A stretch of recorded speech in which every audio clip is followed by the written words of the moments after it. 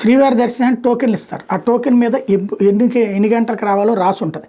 ఈలోపు మిగతా ఎన్ని దర్శనం చేసుకునేది. కింద ఉన్న తిరుచానూరు వెళ్తారా, లేకపోతే కనుక శ్రీనివాస మంగాపురం వెళ్తారా, అట్లా ఎక్కడికి వెళ్ళాలంటే అక్కడికి వెళ్ళచ్చు. లేదా కొండపైన మిగతా జాపాలి చూడొచ్చు, ఇతర ఆలయాలని చూసి రావచ్చు, ఆ తీర్థం అవన్నీ కూడా చూసి రావచ్చు.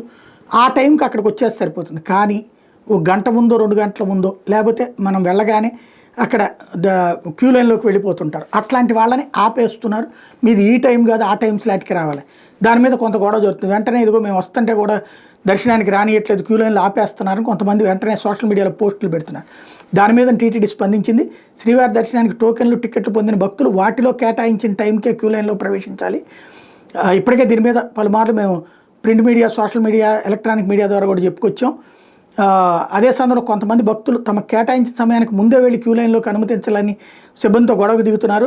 సోషల్ మీడియాలో కూడా అసత్య ప్రచారం చేస్తున్నారు. ఇది సరైన పద్ధతి కాదని చెప్పుకొచ్చారు.